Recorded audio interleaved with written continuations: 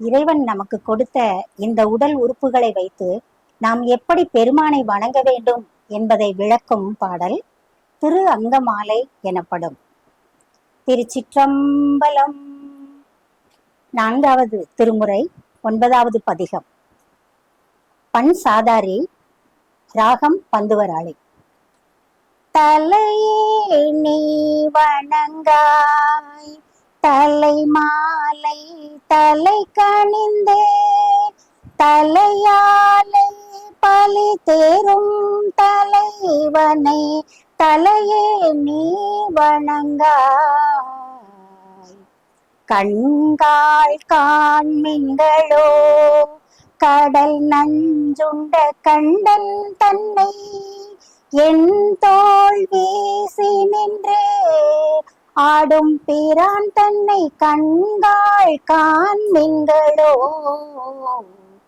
செவிகாள் கேண்மின்களோ Sivan M இறை செம்பவள எரி போல் மேனி பிரான் திறம் எப்போதும் செவிகாள் கேண்மின்களோ. மூக்கே நீ முரலாய் முது காடுரை முக்கண்ணனை வாக்கே நோக்கிய மங்கை மணாளனை மூக்கே நீ முரலாய் வாயே வாழ்த்து கண்டாய் மதயானை உரி போர்த்து பேழ்வாள் காட்டகத்து ஆடும் பிரான் தன்னை வாயே வாழ்த்து கண்டாய். நெஞ்சே நீ நினையாய் நிமிர் புன்சடை நின்மலனை மஞ்சாடும் மலை மங்கை மணாளனை நெஞ்சே நீ நினையாய். கை கால் கூப்பி தொழீர் கடிமாமலர் தூவி நின்றே பைவாய் பாம்பரை ஆர்த்த பரமனை கைகால் கூப்பி தொழீர். ஆக்கையால் பயன் என் அரண் கோயில் வலம் வந்தே பூக்கையால் அட்டி போற்றி என்னாத இவ்வாக்கையால் பயன் என்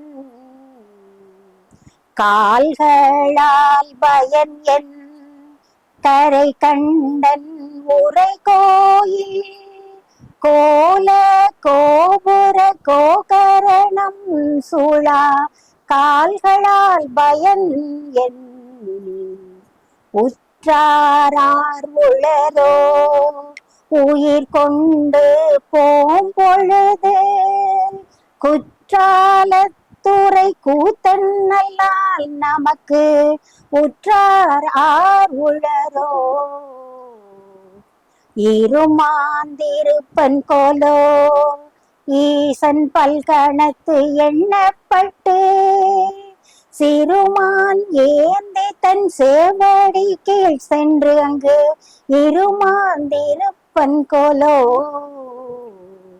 தேடி கண்டு கொண்டேன் திருமாலோடு நான் முகனும் தேடி தேடோனா தேவனை என்னுள்ளே தேடி கண்டு கொண்டேன் தேடி கண்டு கொண்டேன் திருமாலோடு நான் முகனும் தேடி தேடோனா தேவனை என்னுள்ளே தேடி கண்டு கொண்டேன். திருச்சிற்றம்பலம்.